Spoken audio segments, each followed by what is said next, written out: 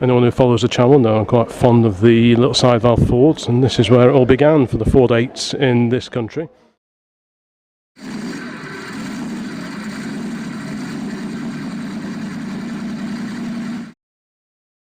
Well, today we find ourselves at Dover Transport Museum. We're going to have a quick walk around. Let's have a look in here. I haven't actually gone in yet properly. Proper old workshop, lots of stationary engines and other heavy looking items. Let's see if we can find our way in. We appear to have an old locomotive. The St. Thomas saddle tank locomotive. Petrol pumps.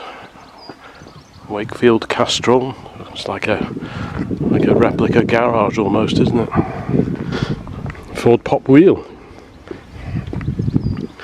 And a very, very large set of propellers. Got an old wartime air raid shelter.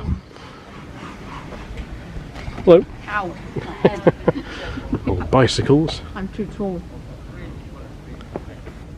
I am Eagle Drill, the 10-minute room at 10 Downing Street. Yeah, we've got a wonderful little electric milk float, UKR 965. I'll have to look up the date of that.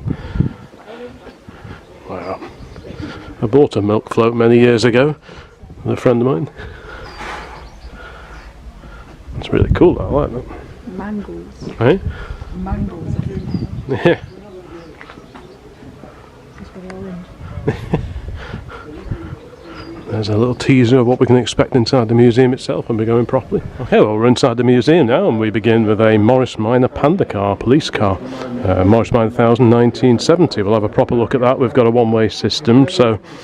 And here is a Lee Francis P-Type. What's this particular car? This car dates from 1929, so it's proper vintage Lee Francis, or Leaf, 1500cc Meadows engine, brought new by a surgeon in Edinburgh.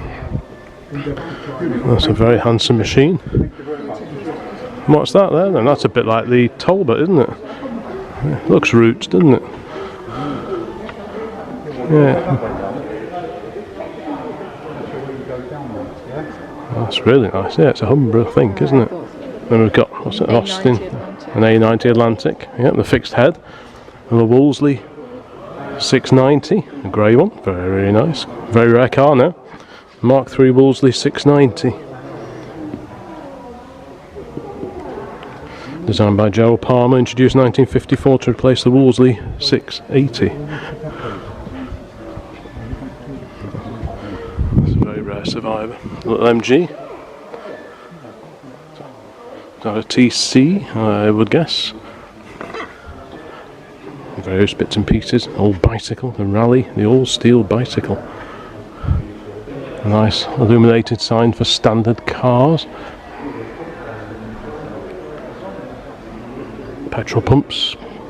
Lots of other memorabilia, which we can have an ogle at in a moment. Here's the MG. Yes, an MG TC of 1948. If you haven't visited the Old Classic Car Forum, there's an interesting thread running at the moment about the build of a slightly modified MG TC, so please check that out. But as far as I know, there aren't any threads about Wolseley 690s. There's the Austin A90 again, TVW 705.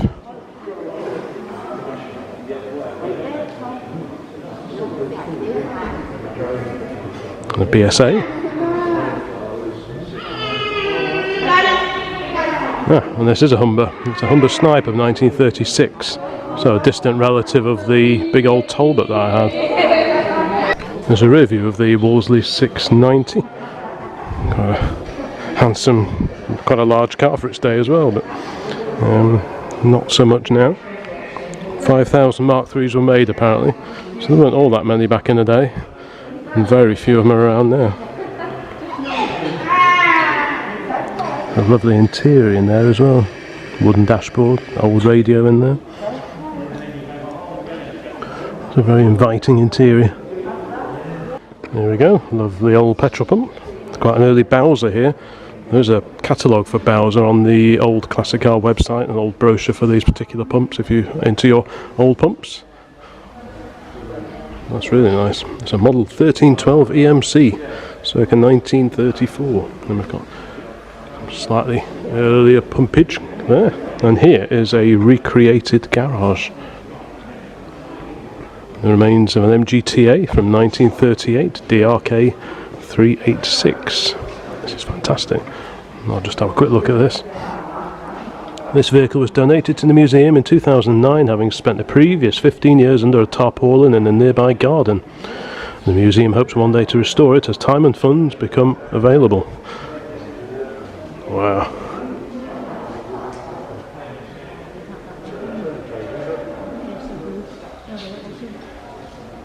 Isn't that a little Bobby Dazzler?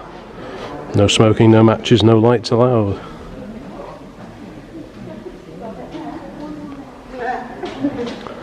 Plenty of old tins.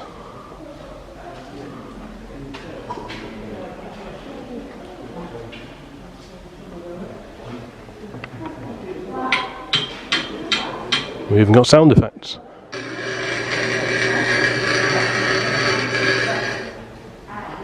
Here, Fred, get some more welding rods. This chassis is like a Swiss cheese.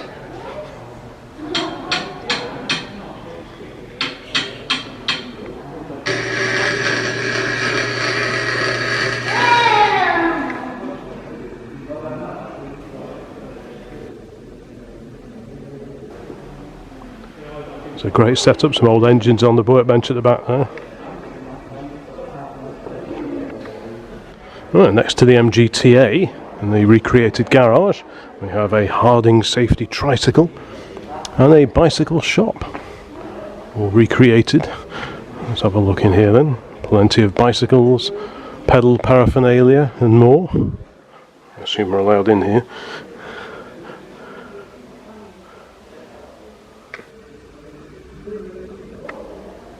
Some lovely old grease tins up there, well out of reach. It's probably wise. Got all the bicycles hanging up, wheels, etc. Just how the old bike shops used to be. Again, more bicycles up on the wall, tandem, etc. And an array of various cycles here. What do we got? Got a Rally, BSA. Can't quite make that one out. Another the Rally and the Triumph over here. Sort of 70s Viceroy folding bike. A little kid's bike there, or scooter rather. Some memorabilia. Anyone who's a regular on the Old Classic Car website or the Old Classic Car YouTube channel, where this is currently hosted, will know that we do like old spanners and things. And here's an assortment of bicycle tools up on the wall. So we do like our old tools. Let's get back to the petrol-powered goodies. We've got a Bedford fire appliance here, a ladder. And good grief, what's this? I'll have to have a quick look into this. A rotary tricycle. Good grief. Let's have a quick look down here. You can always pause the video just to have a proper read of this.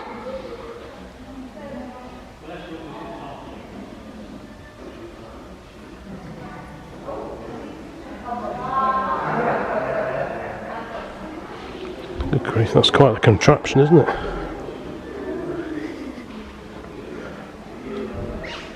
A Coventry rotary tricycle. By heck. That looks like it takes some piloting. We've got some old engine diagnostic gear at the back here. The Octopus electrical test bench and Sun equipment over there. A Champion spark plug tester and cleaner. A Ransom's MG tractor, a little crawler. Very nice. And more wonderful old fuel pumps, petrol pumps. Quite an assortment of sizes and ages here. These are probably what, 1940s, 1950s. That's earlier, probably pre-war. Probably 20s, early 30s. I would have thought these ones here. There's some magnificent signs up there, looking like British Dominions.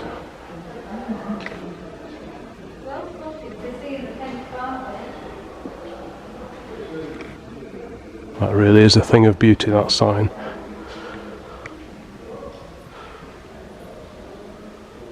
Yeah, this is a Bedford S-type based fire engine. Need a head for heights if you went up there. Obviously local to Folkestone. Can we see inside?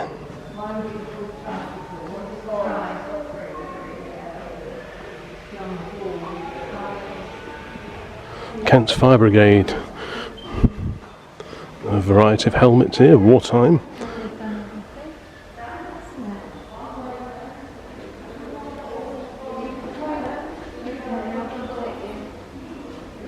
And then, alongside the Bedford Fire Appliance, we've got a Leyland diesel open-top double-decker. Shades of on the buses going on here. And I'm guessing it's probably still in use. It's very close to the exit over there, so it'd be quite easy to drive it out. Let's have a quick look inside, see what the interior layout is. More signs up there, Pratt's Motor Spirit and Vacuum Motor Car Oils. No entry, but we can still have a look, can't we? Very nice indeed. The information board says this is a Leyland Titan, and this one was bought in 1958 by Southend Corporation Transport. Alongside the Leyland Titan, we've got a duple-bodied AEC Reliance with a duple Britannia coachwork. What's the details on this one then? This coach was purchased new by Ayers Luxury Coaches of Dover in 1960, so it hasn't travelled very far from its original home. This coach travelled all over the British Isles and the continent. Its later days were spent transporting miners to and from work at the Kent coalfields, and in 1986 it was kindly donated by the Ayers family to the Dover Transport Museum.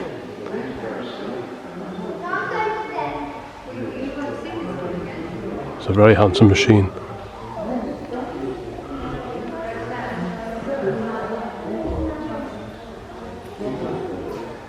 Probably my favourite vehicle so far is this Bedford CA Mark 1 tipper. You can tell it's a Mark 1 because of the two-piece windscreen. The Mark 2 had a shallow one-piece windscreen that went all the way across, then the Mark 3 had a much deeper one-piece windscreen. So this is a Mark 1, and quite rare being a tipper. I did have one of these once.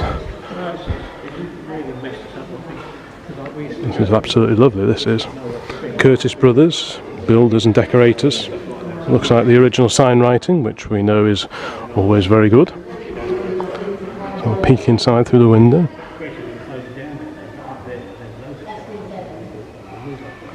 Yeah, this is very original. The back end has been repainted, but the cab, the metal cab, which was very prone to rotting out, has actually survived really well. The gutters often go bad on these. This one's, like I say, has survived really nicely, and considering it's all steel cab, wings, doors and so on, it's actually survived in beautiful condition. And like I say, it's got a little drop side tipper body on it. Peugeot 309 AA service. Let's have a, it's got a Walker plaque on the back, and Martin Walter Limited. Supplied by Martin Walter Limited, Folkestone, Margate, Canterbury and Broadstairs. Of course, Folkestone is just down the road from where we are now. And all the clobber in the back. No, that really is a Bobby Dazzle. I do love that.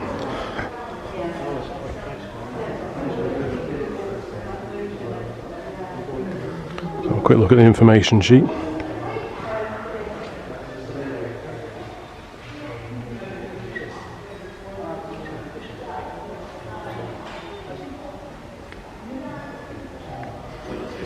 Complete with a BDC, Bedford Drivers Club badge on the grille. Next, alongside this AA motorcycle combination, we've got a fantastic vintage, or vintage-ish, Dennis tour coach thing. Motor Coach Holidays, Glenton Tours. There it is. Where were they based? It appears they went all over. But this one, Has a board on the side for Round the Orme, which presumably is the Great Orme up at Llandudno. Glenton Tours. A sixpence for children, a shilling for adults. That is absolutely glorious. Look at the interior trim, so original in here. I can see why they say don't climb on it, don't touch, etc. This is absolutely stunning. Look at all that old leatherwork in the back there.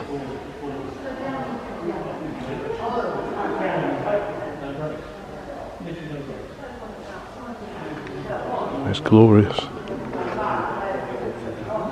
We've got the information board here for this lovely old Dennis.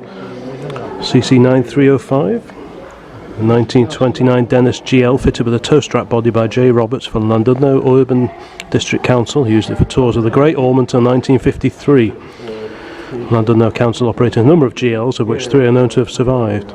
This one was acquired in the 1960s by Glenton Tours of Peckham Rye and now carries the Glenton livery, powered by a 2.7 litre Dennis petrol engine in running order, having been overhauled recently by museum volunteers.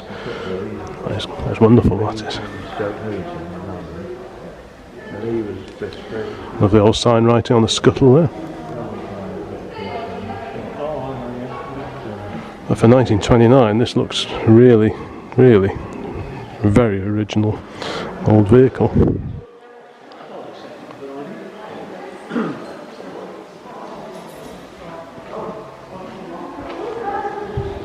Not sure which is my favourite now, CA or this fantastic old Dennis coach. If I had to store it myself, I think it'd be that one. If I could find somewhere to park it, it would be this one.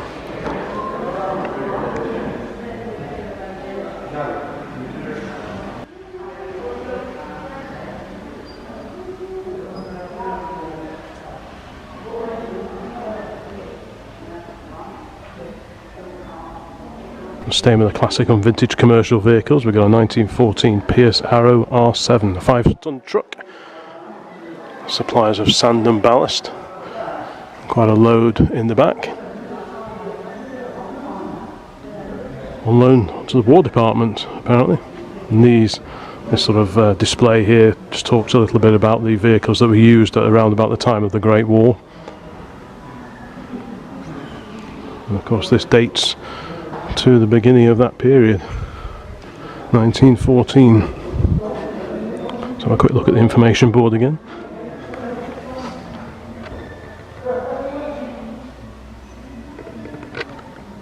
One of only 3 known survivors of the type, discovered in 1983 in a scrapyard in somewhere in France.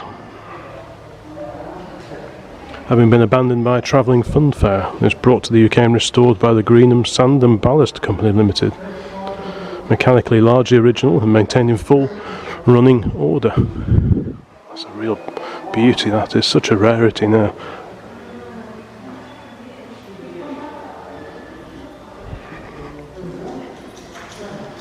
Pierce Arrow, of course, was an American company, and as befitting a vehicle of this age, very much vintage, is the solid rubber tyres, of course. No pneumatic tyres back in those days. Open-sided cab. There's not much protection for the driver and his mate in there. Got the horn bulb on the side there, all the way down to the horn down here. Acetylene lamps. There's the engine.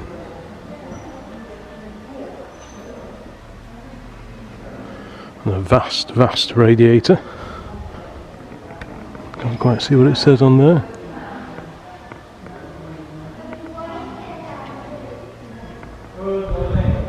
So have a quick look over this side. You can see all the exposed valve train on the side there. Presumably this is the water pump, I'm guessing.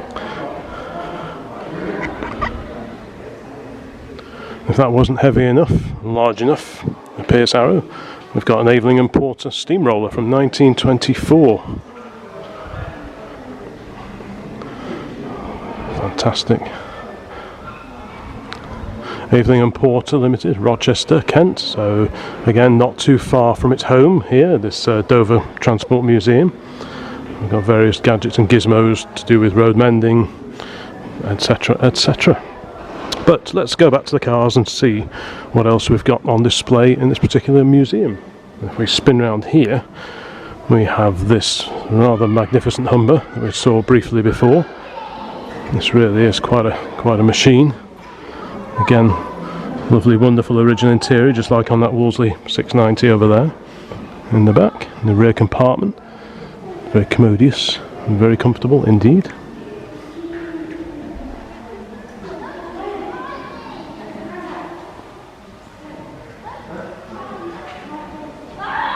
And one of the smallest cars of the day is the Austin 7 Chummy.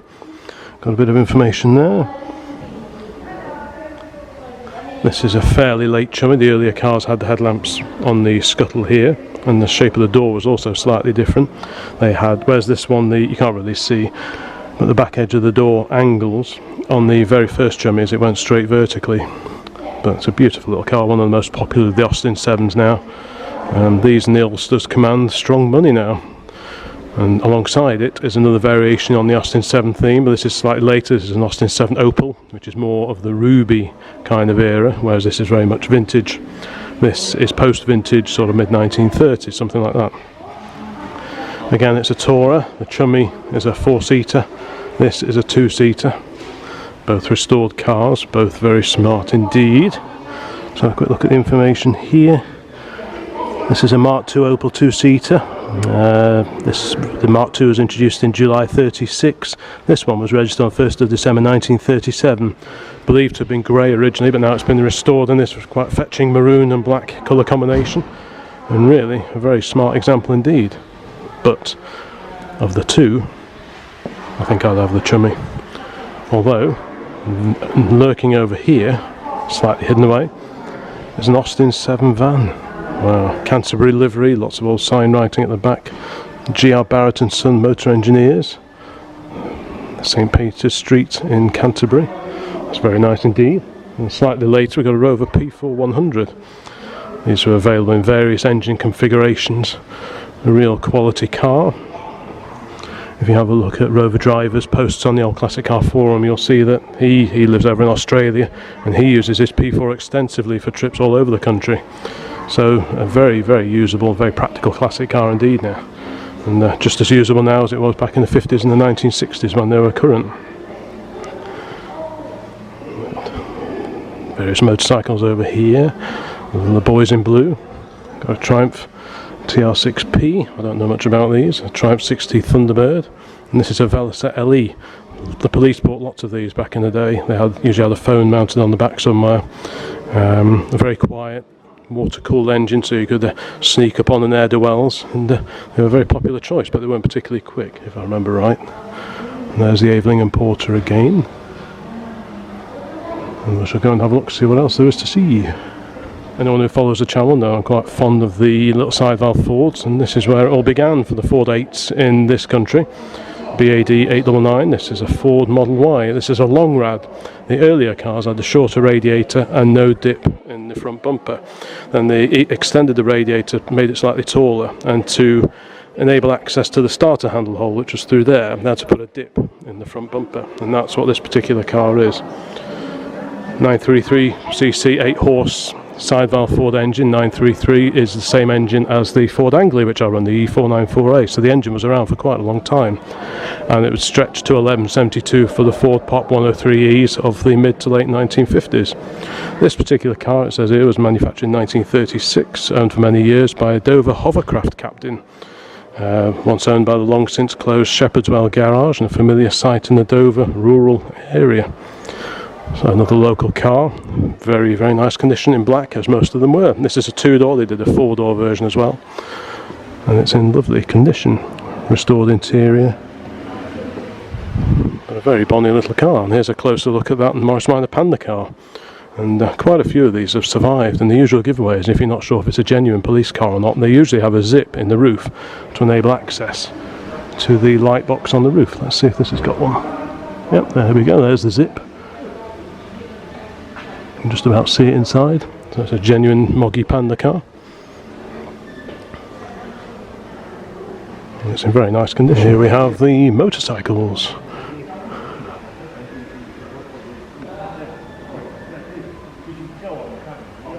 And there are certainly quite an assortment in here. So just a quick pan around.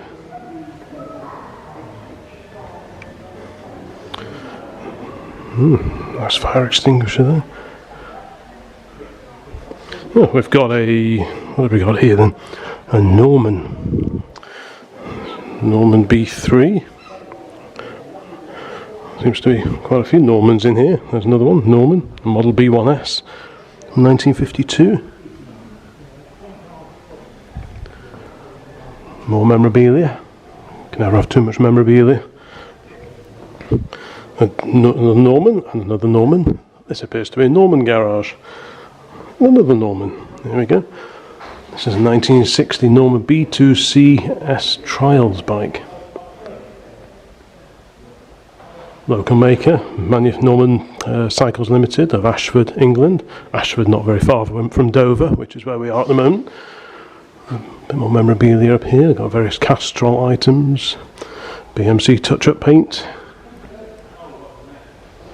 Ninette dust absorbing polisher, Castrolese grease, the Norman Nippy. These appear for sale quite regularly still, and I'm often tempted by something like that. Another one there, slightly different. I had a separate fuel tank on there, whereas this one, it was integral to the frame. A bit more streamlined, a bit more advanced looking, probably a couple of years newer. Various examples of different Nippies here. The Lido. And there's a very nice little Norman there. We've got a Rudge up here. A Rudge Autocycle 98cc from the 1940s. I do like that. That's a very oily rag condition machine. Let's see what it says about that. The Rudge Autocycle. Started with the Autocycle in the late 1930s. This model dates from the 1940s, has a 98cc Junior Deluxe Villiers engine, kindly loaned to the museum by Dover Transport Society member Mr. Robert Tomlins. Isn't that lovely? I mean, that could have all been repainted and all this lovely old patina would have been lost, but nope, you've got all the original decals on there, the transfers, bit of wear where the trouser legs would have worn away at the Rudge and the emblem there, and it's just all the better for it. Original, they can only be original once. Unfortunately, that one is. Another Norman here. So lightly restored. That's a motorbike by the look of it. Another Autocycle. A quick look at these other motorcycles along here. Various Normans. That's quite a collection. I've never seen so many Normans in one place before. It's great to see it, especially as it's, like I say, it's a local manufacturer of mopeds, autocycles and motorcycles. It's great that they've got them all collected here so close to their home. There's the Austin Atlantic again. Have another quick look at that as it's quiet. I was going to see where the others have gone. Oh, here's one of them. Various old photographs on the wall. Trojan van. It's an Austin K8, Austin 3-way loader in 1950. Yeah, that's the Austin K8. Got a Bedford there.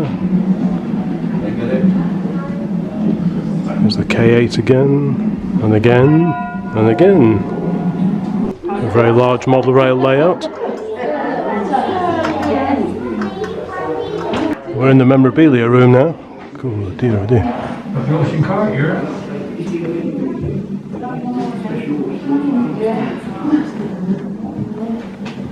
Plenty more goodies down here. Silcoline lubricants with a Concord on. Plenty of goodies, garage related. I've got one of those. Many cycle lamps, including for use during the blackout. These ones are the things over the light.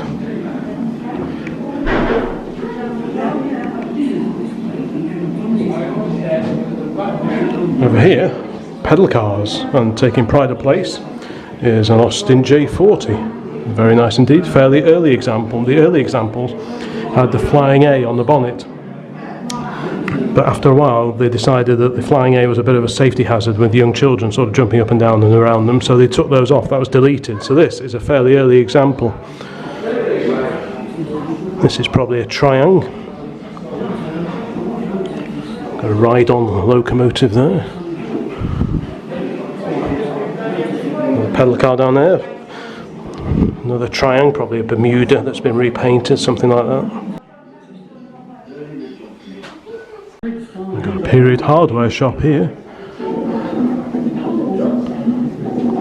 Hands up anyone who remembers these products that you can see in here.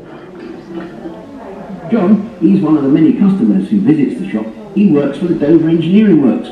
Usually was sent round by his workmates to buy nails. This was done by pouring them into a scales pan on the counter.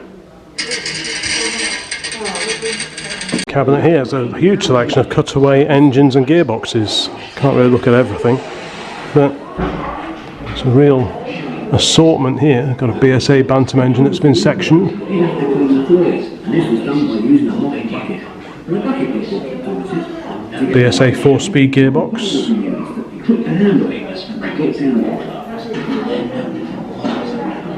2-speed hand change gearbox, pre-war 1930s, apparently.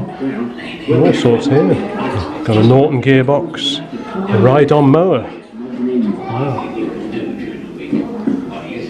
A Berman 4-speed foot change gearbox there.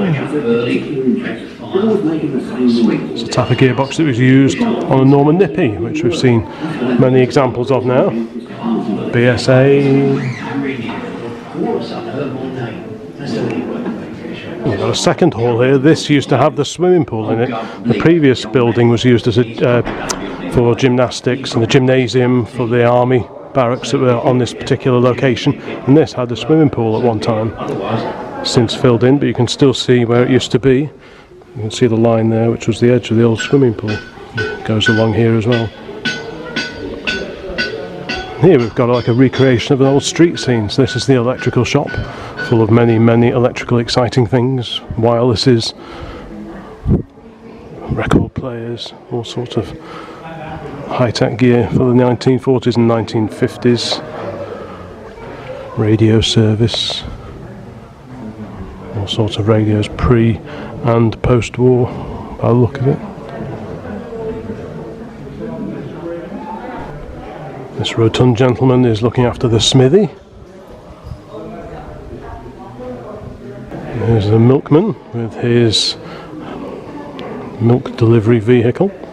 St John Street, Aylesbury. A Lewis Electric milk float, specifically designed for the delivery of fresh milk. Shoe repair shop, and this is the camera shop, full of many, many cameras, box brownies and other Kodaks.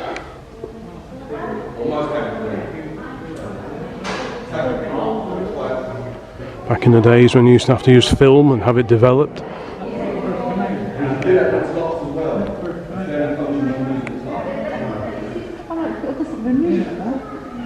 There's a general store.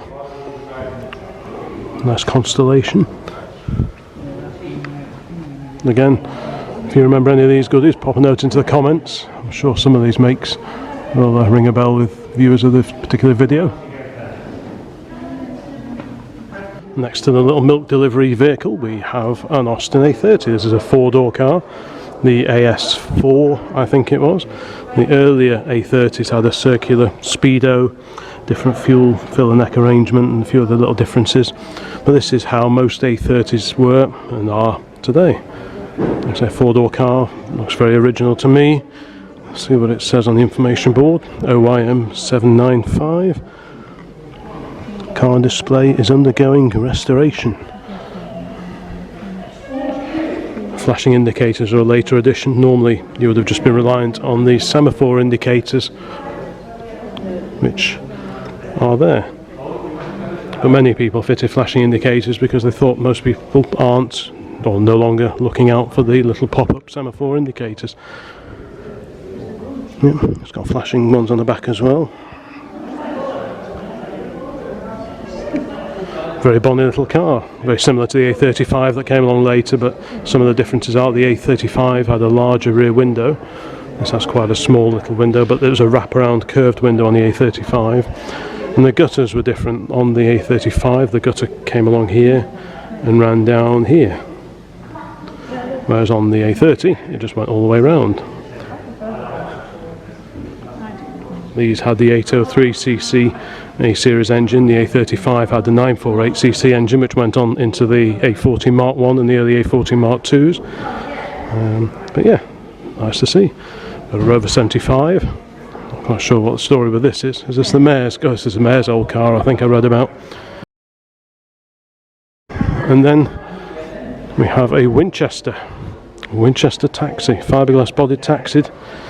It was built between 1963 and 1972. The Winchester was the first London cab to be built in fiberglass. The model was not successful. Gained only about 2% of the market, and total production for all versions was less than 200 over a 9-year run. So, a very rare machine nowadays. Back to commercial vehicles again. We've got a Bedford OW. This is a wartime, or was a wartime vehicle, hence the very simple, basically flat front end tin work. The civilian trucks before and after the war, they had the much curvier wings, nice bonnet and so on, with their separate headlamps and a vertical grille. But because of the wartime shortages, they went for a much simpler, plainer, flatter, squared off front end. And many of these military vehicles, when they were decommissioned after the war, they went into civilian service but carried on wearing their military style front end tin work. And that's exactly what this is. This is very much military as well.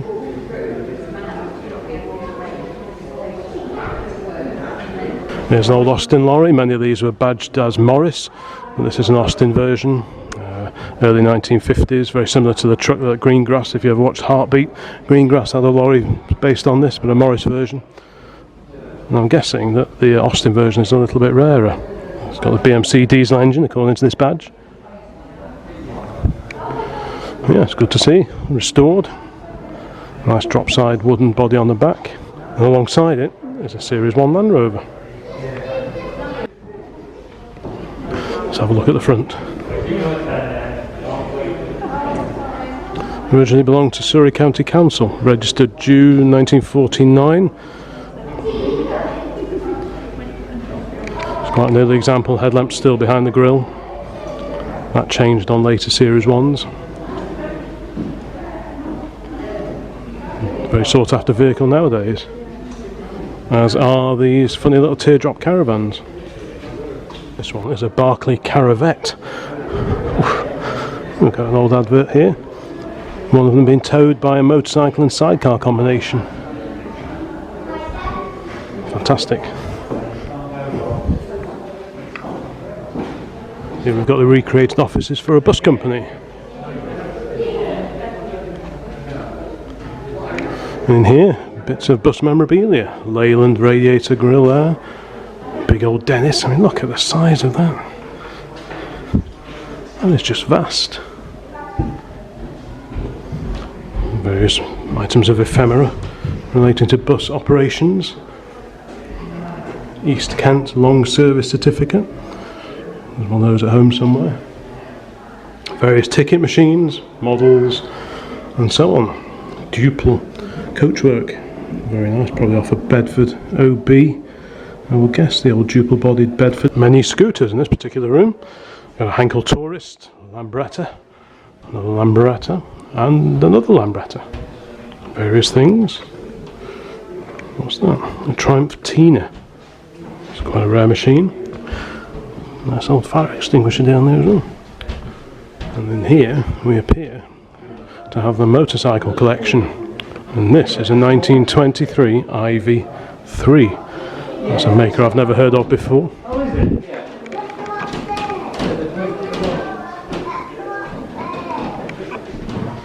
Triumphs and Royal Enfields, etc. Beezers. That's a particularly nice one down there. I like that one. An Empire Star. Ariel. AJS. And a Bown. That's a rare little light motorcycle of the probably late 1940s, I'd guess. Anything else I shouldn't be looking at? An Aero Douglas, very nice. Oof, good grief. That is a bit tasty, isn't it? A Norton, vintage Norton, flat tank.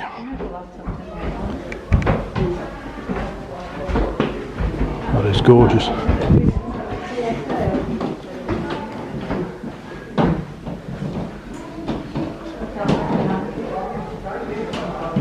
As museums go, this has an awful lot going for it. If you ever find yourself down in the Dover area, the Dover Transport Museum is well worth a visit. Talking of early motorcycles, here's a Levis. And another one, that's a Bound.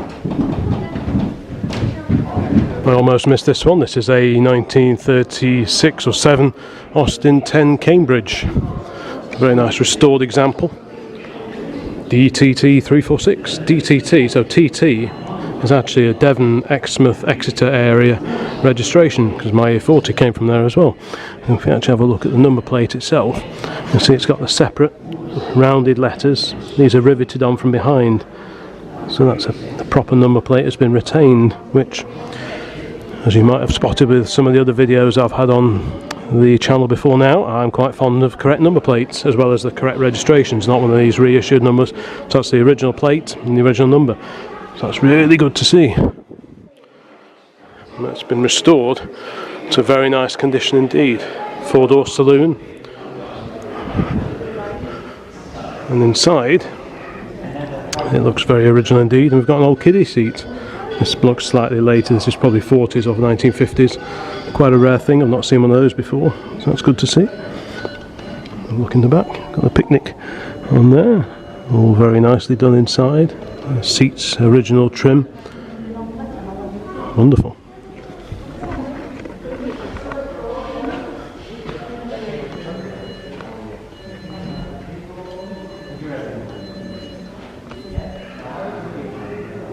And there's like recreated street all the way down both sides of this particular building. This used to have, like I said, this was the old swimming pool. And there's some of the other shops, shop frontages. There's a cutaway version of the Velocette LE, the one we saw before, the water-cooled bike, so beloved of police forces up and down the land. Upstairs overlooking the public car park we have a collection of old mopeds. This is a rally, is this a runabout of some description? RJG 186. Push Maxi. A mini motor equipped bicycle. Basically you'd have your normal bicycle, and if you wanted a bit of extra assistance while you're cycling along, you could bolt one of these on the back.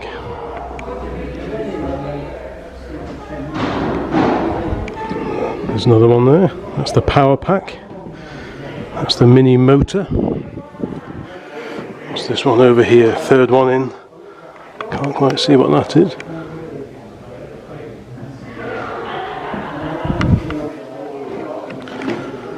And this is a Firefly. A Vincent Firefly. Tiny little engine there. Here's the fuel tank.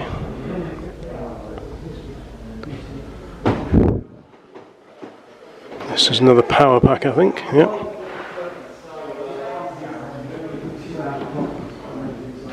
There's another Firefly. A James motorcycle, coming to proper motorcycles now. A Triumph Tiger Cub. More mopeds. The Greaves Essex Twin Mark II. That's the Dandy, the BSA Dandy. Not sure what that is. A Yamaha something or other. There's a Greaves. Greaves was a common manufacturer of trials bikes back in the day, and there's one there. More mopeds. The Gorelli. This is a Velo Solex, a French machine. These were built from, well, at least the 1950s through to the 60s, 70s. The earlier ones had a tubular, like a swan neck frame on them. This is slightly later, slightly squared off tubing. This is a Rally Runabout 1965. Dad had a couple of these when I was a kid. We used to go bombing around the local field. I'd be sat on the tank on the back and he'd be riding. Then when I was big enough I'd ride it myself. A 50cc engine. This is a Mobilette engine if memory serves. It's really nice to see that. he buys cars and he just taxes and insures them. We've got another engine-assisted bicycle here. I'm not quite sure what this is. This is assisted by an electric motor. Oh, it's the one with, yes, he's got a couple of vans. That's quite ingenious. There's a battery pack on the back and a motor on the front. Chain drive to the front wheel. He's a really, really nice person. And lots of bits of motorbike in there. This is obviously where they restore them. Yeah. It will be for next year. Oh, I wonder where they will be. There's a Cycle Master. This was built into the rear wheel. Very small engine. Used to take a bit of persuading to start sometimes. There's another one on the wall.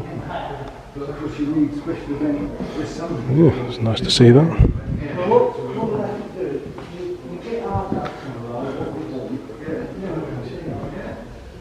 And this collection of mopeds, motorcycles, autocycles and so on pretty much concludes our quick visit to the Dover Transport Museum. Please check out the rest of the Old Classic Car channel for more classic car, vintage car, lorry, etc. videos, and more videos like this coming along very soon. So thanks very much for watching, and more videos very, very soon. What do we find outside but a Bedford CA Worko bus, a Mark II. Like I was saying before when we were looking at the pickup truck, this is a Mark II. It's got the one-piece shallow windscreen, and later they went to a much deeper screen. The Worko bus was designed to take people out to site, etc. So rather than being a camper, it's full of seats in the back. You've got several forward-facing seats there, and then you've got wooden slatted seats in the back. So depending on how quickly you were getting into the vehicle, you either had the nice comfy seats at the front or the slightly less comfy seats in the back. But this is a beautiful example. XKP 444A, a real stunner of a Bedford CA. Delights of the Dormobile. Long wheelbase. They came in two different wheelbases. This is a long wheelbase version. The doors are much shorter on the short wheelbase Bedford CAs. This is absolutely immaculate.